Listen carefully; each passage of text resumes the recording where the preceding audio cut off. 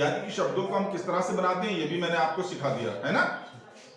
अब देखिए छोटी ई के स्वर के लिए हम उर्दू में लगाते हैं एक छोटी सी लकीर, उसको कहते हैं जेर। ये यहाँ पे ऐसे करके छोटी किसी भी हर्फ के नीचे छोटी सी लकीर लगाएंगे इसको नीचे, तो उसको जेर कहते हैं। जेर का भी मायने होते हैं नीचे, है ना। कोई भी चीज अगर नीचे होती है तो हम उसको कहते हैं जेर। तो ये जेर है।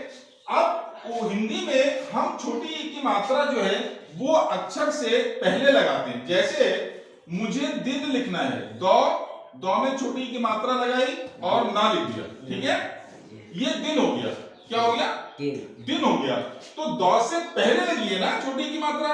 उर्दू में भी हम क्या करेंगे, दो के लिए हम दाल लिखते हैं, दाल लिखा, और दो से पहले जो छोटे की मात्रा लगी है तो उर्दू में भी दा के नीचे ही जेर लगेगा। ये बात ध्यान रखिए, दो के नीचे जेर लगेगा तो दो जेर दी हो जाएगा। क्या हो जाएगा? दी। क्या हो जाएगा? दी। जैसे ये दी लिखा हुआ है ना, दी। अब इसके आगे बना है नौ। क्या बना है? नौ।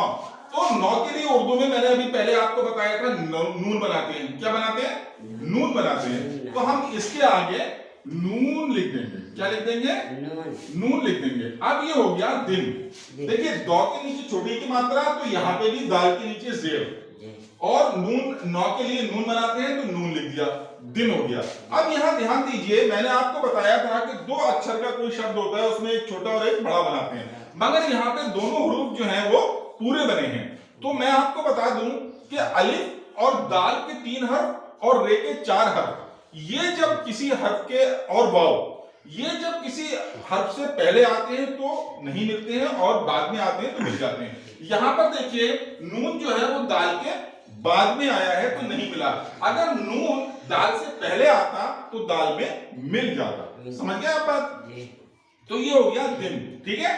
अब देखिए जैसे हमें लिखना है जिस, जौ में छोटी की मात्रा लगाई और 100 बना दिया। क्या बना दिया? 100 बना दिया। ये हो गया जिस हो गया ना।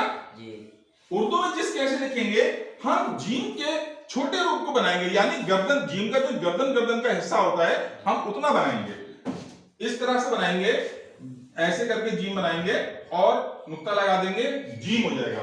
अब देखिए यहाँ पे जौ में मात्रा लगी है ना, तो उर्दू में भी जौ के नीचे ही जेर लगेगा। ये देखिए ऐसे करके जेर लग गया। अब ये हो गया जी। क्या हो गया? जी। अब देखिए 100 है ना, तो उर्दू में 100 के लिए हम सीन का इस्तेमाल करते हैं। किसका? सीन को हम पूरा बना देंगे। सीन को हम पूरा बना देंगे। क्यों? क्योंकि सीन आखिरी हर्फ है और दूसरा हर्फ है और सीन पर आवाज रुक रही है, तो हम सीन को पूरा बनाएंगे और जीम को छोटे रूप में लिखेंगे, ठीक है। ये बात ध्यान रखिए कि हिंदी में जहां मात्रा लगती है, जिस अक्षर में मात्रा लगती है, उर्दू में भी उसी हर्फ में मात्रा लगती है। समझ में आ गई बात आपके? यहां ध्यान दीजिए, दो में मात्रा लगी है तो दाल के नीचे जेर लगा है, जौ में मात्रा लगी है तो जीम के नीचे जेर लगा है ना।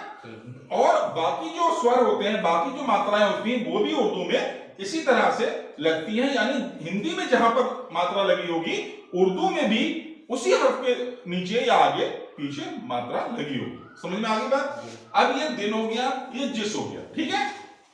अब जैसे हमें लिखना है मिल, लिखना है मिल, मौ में छोटी की मात्रा लगाई, लॉ लिखा, ये हो गया मिल, ठीक है। उर्दू में हम मिल कैसे लिखते हैं? मीम के हम छोटे रूप को लिखेंगे। मीम तो अभी आपने देखा कि ऐसे बनता है ना, तो हम मीम के इतने वाले को लिखेंगे, इतने वाले हिस्से को कैसे लिखेंगे ये मैं आपको बता रहा हूं।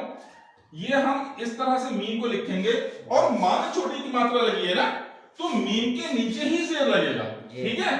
और लॉ है तो उर्दू में लॉ के लिए हम लाम को लिखते हैं। किसको लिखते हैं? लाम। लाम को। देखिए मिल हो गया।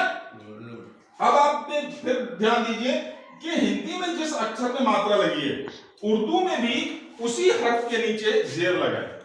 समझ गए?